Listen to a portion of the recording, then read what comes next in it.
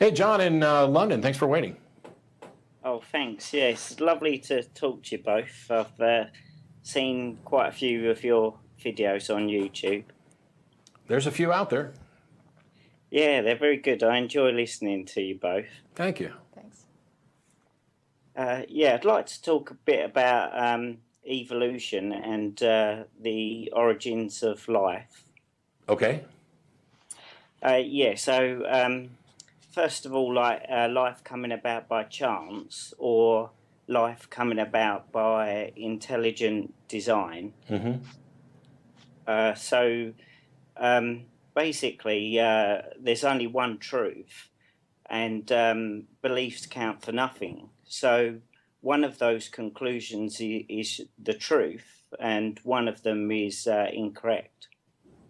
I'm okay with that. Yeah, I think those are probably the only two possibilities. One, that it did not happen by intelligent design, and the other, that it did happen by intelligent design. Those are the only two possibilities. One of them is true, and what you believe about it doesn't impact which one is true at all. I'm with you. Yeah, okay. So I'm on the side of intelligent design, leading to there being God. But on the side of life coming about by chance. See, phrasing it that way. That's why I phrased it as, it either came about by intelligent design, or it came about without intelligent design, without any intelligent intervention. I don't know that I'm as keen to characterize that as chance, because the perception is like stuff just happened with no rhyme or reason. The universe is ordered and follows rules.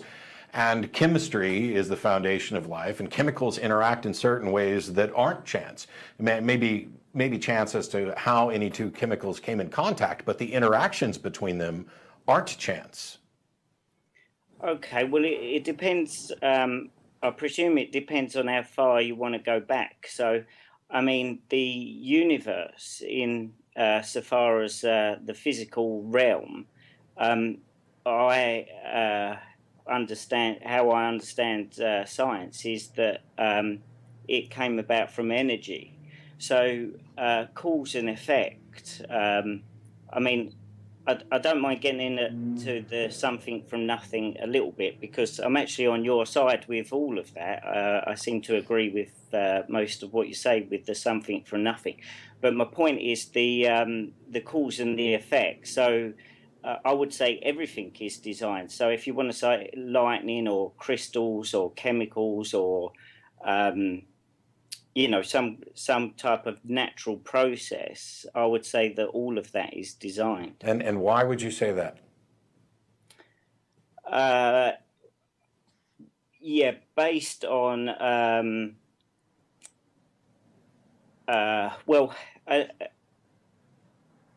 an observation would be, my conclusion would be that it's intelligent design. So, but just like the other side of it would be chance. So my conclusion is that it's intelligent design. I didn't ask what the conclusion was. We've heard the conclusion. I was asking why. Why would you reach that conclusion that everything is designed? Okay, well, to use all of this in an illustration, if that's all right, I'll try and just be brief. A flat bit of rock in a desert island, you could say the natural processes of rain hitting it, lightning, chemicals and crystals, and given enough time, billions of years, your name, Matthew, could appear on it by pure chance. And that would be a conclusion, because there would be no science or observation to back that up to say proof, but there would be the natural processes. Wait, can I just insert something here? Yeah. That same example that you just gave, right? According to you, though, even if it just spattered and made like holes in the rock, that would be designed, just like if it spelled Matt. You said everything was designed, right? Yeah, okay. Well, all right. I would say the rain is designed and the lightning is designed. Right, but to you, a rock that just has like rivers and holes and anything carved out of anything from rain is the same as if it spelled out Matt Dillahunty on it. It would be the same to you. You're saying they're the same thing. Yeah, there are results of certain things that have been put into place. So natural processes that have been put into place. Yes, the water will, given enough time, gradually dent the rock as it flows over it. I don't dispute that, but I'm saying that something that has been specifically, like in the form of life, I would say that there's a chasm between non-living matter and living matter. What is it? Well, that living matter is actually amino acids that form 3D protein printers that self-replicate, and that we as intelligent beings, we cannot even copy that design and actually make a 3D protein printer out of amino acids. Now, wait, before you go on, you do agree that just because people can't do something doesn't mean that that a God has to have done it, correct? In fact, the fact that we can't do something decreases the likelihood of intelligent design, because if an intelligence couldn't copy something, then it may be the case that this isn't possible via intelligence. Or it means that you need more intelligence. Yeah, sure, I agree. And you've reached the conclusion that the best answer is that you need more intelligence and that this intelligence existed. I'm still wondering why. Why, because as Tracie pointed out, when you say everything's designed, then you want to start to draw distinctions between living things and non-living things. You think they're both designed. Right. So there's nothing special about life. In your book, a grain of sand on the beach is just as amazing as a human brain. They're both evidence of design. Well, I wouldn't put them on the same level, but I would say, yeah, they're both designed insofar as if we were given some energy, we couldn't turn it into a grain of sand. So I don't know why you keep saying it's like, so what if people can't do something, that to me means nothing in this discussion. Like, chimpanzees can't do things. I don't think it means can't it write a requires book, a but God. that doesn't mean that, it's... We'll go back to the cause and effect. So to have the physical realm, you do need energy. So the something from nothing, and also cause and effect. So you have to, in order to have physical, how it is and finely tuned. I don't want to get too much into that, but to get the energy into the physical, it wouldn't do that. That's what I'm saying. I'm presuming. Okay, well, I don't care about presumptions. Can we agree that the natural world exists? Yeah. Okay. Cool. And so there are things that happen in the natural world. Is there anything that happens in the natural world that isn't the result of intelligent design? No. Okay, then I'm sorry, but I don't think that I'm actually interested in having the conversation, because you're basically saying that it's all the same and there's no way to tell the difference, and that you've reached the conclusion that it must be intelligent design. I don't see how you can have any mechanism or any way to demonstrate this, because if we agree that the natural world exists, you and I disagree on whether or not the supernatural world exists. And so I'm sitting here saying the natural world exists and I'm observing it. And if in fact the supernatural exists, the time to believe it is after it's been demonstrated to be real. And you seem to be saying, no, the time to believe it is now, even though I can't offer anything other than my suppositions. No, I'm not saying that. I'm saying that both of our conclusions have no proof. No. We haven't. So my conclusion is not there is no supernatural realm. My conclusion is not there is no natural or intelligent design involved in the origin of the universe or life. My conclusion is that I don't see evidence or reason to conclude that either of those are in fact true. This is the issue with science. Science doesn't claim that the supernatural doesn't exist. Science says we can't investigate supernatural existence or causation, so we don't get to include those answers until we have a mechanism by which we can investigate the supernatural and reach a conclusion. Because what's happened here is as soon as you get to appeal to things that you can't demonstrate, they all become equal. So the Christian God, the Muslim God, universe-creating pixies, they are all unfalsifiable propositions that are all sufficient to explain, but then there's been no demonstration that they are necessary to explain. Yeah, I would agree with all of that. You don't, though. You don't, because you've concluded intelligent design.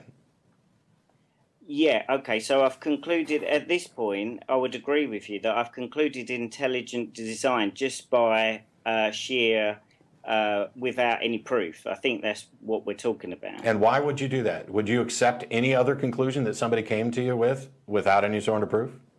Yeah, but I used to accept without any proof that it was all by pure chance as well. Okay, so you used to think poorly, and you still think poorly, but you reached a different conclusion. I'm asking not what you used to do. I'm saying if somebody came to you with an alternate proposition to what you believe, and they had no more proof than you did, would you accept their proposition, or would you stick with what you've got?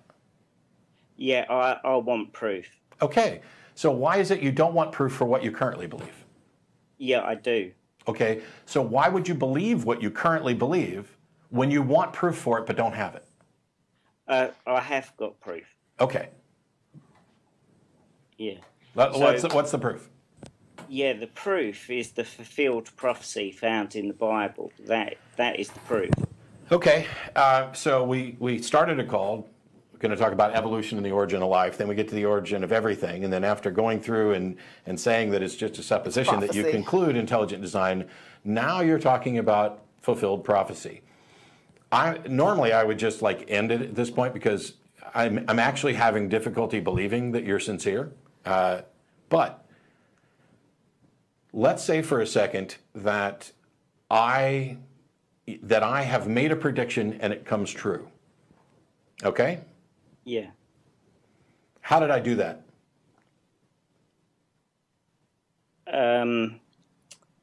Well, the only way you could possibly, you could guess. I mean, okay. There's that. I might have guessed. That's one possibility. Way, yeah. Yeah. What else? If you was unique in that you had the ability to foresee the future. Sure. If I was able to foresee the future, yep, that's another one. Yeah, or I can't see any others really. Well, I could be, as I am, a magician, so I've deceived you in some way into thinking I predicted the future when I didn't. Yeah, all right, but that, okay. Yeah, but that. So there's three possibilities. Now, of those three, do you have good enough information to conclude that I'm actually able to see and predict the future yet? Yeah, well, I would have to do the research on whatever you said, but I'm just saying there's three possibilities. We would have to rule two of them out in order to confirm that I can in fact see and predict the future. But let's assume that I can. Let's assume that you've reached the conclusion that I can see and predict the future. How am I able to do that?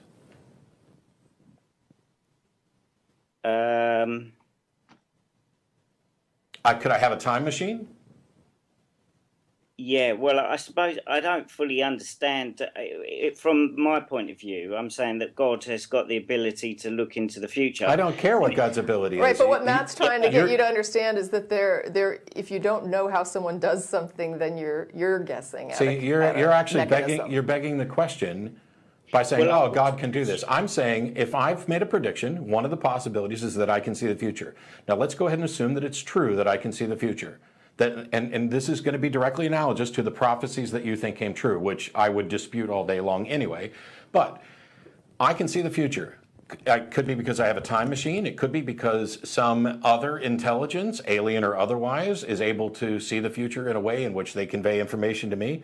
Or it could be some supernatural ability. So there's two natural propositions, which may or may not be possible, and a supernatural proposition, which may or may not be possible. Not only have you concluded that what you perceive as answered prophecy is actually caused by someone being able to see the future, you have then concluded that their ability to see the future is necessarily supernatural, and that it correlates with the God that you accept. That's a whole lot of leaps with nothing as the foundation for it. Now, I would say the process is slightly round the other way, that once I saw the fulfilled prophecy that's being fulfilled, okay, then I started to say, oh, okay, who is this person? Who is it, a human, an alien, or whatever it says it is. That's not the other way around. That's exactly the process I'm talking about. So you saw fulfilled prophecies, and then you concluded that the best explanation for this was that there was some supernatural agent who was able to see the future. Yeah, because the same text is. I'm asking explain. how did you reach the conclusion that the best explanation is that there's a supernatural being who can see the future? How did you rule out the other options? Because first of all, the text, the communication via text is saying that is the result, but also... So it's true because it says it's true. No, because... you do realize that there are claims of prophecy in other religions other than the one you accept? Yeah, I mean, there's Nostradamus as well. Anyone can make... But so people believe those things, and their foundation seems to be on similar footing as to yours. So why wouldn't you accept theirs? I've looked into theirs as well, and the percentage is a lot lower. Oh, so you accept that they're making correct predictions, and rather than worrying about it, you're just going to go with the one that you think has a higher perception. Could it be the case that you're mistaken about what you consider I'm curious, prophecy? like, which prophecy it is that's, like, got you so convinced? Well, it's not just one, it's all of them. What was the most amazing one? What was the one where you were just like, wow, this floors me, I can't believe this was predicted? Yeah, I like 2 Timothy chapter 3, verses 1 to 5, talking about the last days of this satanic system. Yeah, okay, so this is going to be something really vague, right? I mean, go ahead, lay your quote on me. Quote that book. It says about people being lovers of themselves, lovers of money, lovers of pleasures rather than lovers of God. And you think this is predicting the future, like that it wasn't the case even at the time? Yeah, but it's not just, that on its own, I would agree with you. See, no. This is a problem, because you look at 2 Timothy 3, or 2 Timothy 3, which is about the end days. You haven't concluded, you have no reason to conclude these are the end days. And people have been saying we're living in the end days every single day for as long as this stuff's been around. For generations, yeah. So, and they point to the same and they point to the same verses, and say you're they're saying talking about our time. Every time up until this generation, every previous time that somebody's pointed to 2 Timothy 3 and said, look, we're living in the end times, they've been wrong, but this time I'm right. I don't think you know how odds work when you start talking about the odds or the likelihood of a number of predictions coming true. Do you not think people used to be lovers of money, boastful, I was just thinking proud, about like etc.? the Bullfinch's mythology, like all the stories about greed, and it's like, I mean, if you do some research on end times prophecies and claims of this, what you'll find, not only have people been claiming this forever, but people have been pointing out how ridiculous it is to claim this forever, not only because they keep claiming it and it never happens, but also because these things just describe humanity. What's worse for your case is that there's a brilliant book by a guy named Steven Pinker called The Better Angels of Our Nature, which clearly, by actual data, shows that we are living in the best of all times by any measure, other than perhaps a measure of how many people like Jesus. Yeah, but that's also part of the prophecy, that there would be these ones that would say this is a load of rubbish as well. Yeah. Imagine that. So you think the most amazing prophecy is one that can be applied at any time by anybody. And when people point out that it can be applied by any time and anybody, the prophecy says there will be people who point this out. Well, if I sat here and said, John, I am God, and I know there are people who are going to tell you that's not true, would you then believe I'm God? Especially if you went out and told people and they said that's not true. It'd be like, how did he know that? I mean, that's what you're talking about here. You're believing a prophecy. You're seeing that it seems to be consistent with your observations. This is more of it's true because it says it's true. And I love the game theory aspect of it, of when, well, that's exactly what we'd expect people to say. If it was a true prophecy, we'd expect them to say that it couldn't possibly be true. Yeah, but it's like saying if you had to meet someone at the airport just with a green T-shirt on, then you that wouldn't be enough detail, because there'd be loads of that. It might be enough, depending on which airport you're at. But I mean, I understand what he's saying, and I would say that, loving money falls into the green shirt category. Yeah, I would agree with that. So what I'm saying is... And boastful, right? And proud and abusive. Is there anything in this list? Boastful, proud, abusive, disobedient to parents, ungrateful, unholy, without love, unforgiving, slanderous, without self-control, brutal, not lovers of good, treacherous, rash, conceited, lovers of pleasure rather than lovers of God, having a form of godliness. That, apart from the decline in religion, are there any of those that wouldn't have applied at almost any other time in history? Yeah, I understand your point, because I used to say the same thing. So I agree with you, and let's take that as yes. But there's other stuff. So the blue jeans would be another prophecy. For example, an increase in earthquakes in the last days as well. So you couldn't just have that one. You would have to have all of them all at the same time. The problem here's the problem with prophecy. First of all, it needs to be specific and answerable by a single instance. If it can be answerable at any time, in any way, in many different ways, it can't be prone to interpretation. It needs to be specific. If I go in and order a medium rare steak and they bring me a medium rare steak, the waiter isn't fulfilling prophecy. It can't be something that's public knowledge that people are working towards. Okay? And at the end of all of that, even if you and I were to agree, this passage in 2 Timothy is fulfilled prophecy, we still don't have evidence to conclude how this came to be prophesied and fulfilled.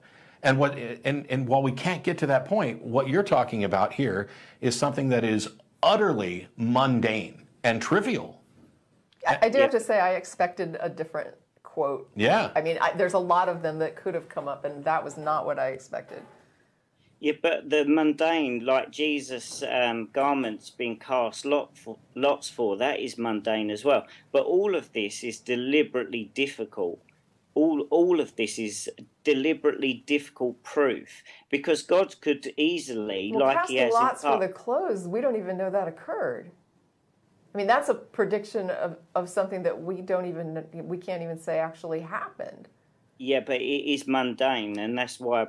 Right, but I mean, you can't point to prophecies that are fulfilled by stories that we can't even confirm occurred in reality. Yeah, see, the difference here is that you seem to be easily impressed by claims of prophecy, and I'm not. Well, it's deliberately difficult. What do you mean deliberately difficult? Do you mean that? Are you saying that God is intentionally making it difficult to accept?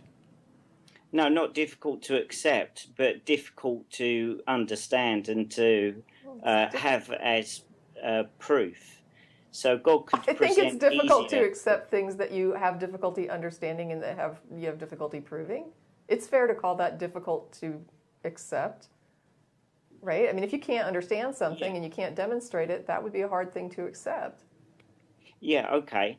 Well, all right, let's take all of that as true. I actually agree with that. So, if, for example, a burning bush or your hand, you hear a voice in the air, and then your hand turn into leprosy and you put it back into your clothes and it comes out, or you're something really, out there, then that would be much better proof. It would certainly be more impressive of an incident, but what would it be proof of?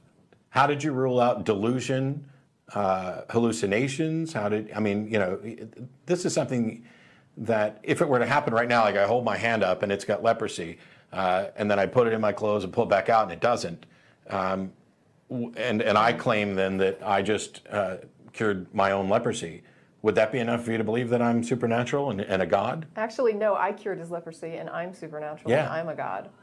Okay, He's lying. There's better ones for the future. So as time goes hang on. Better ones for the future. This is where I have to draw the line. Now that we've talked through a million different little topics, now you're saying there are better prophecies for the future. Then call me in the future when they come true and we can discuss those. But if you're saying that you believe now based on future, I'm going to have to just call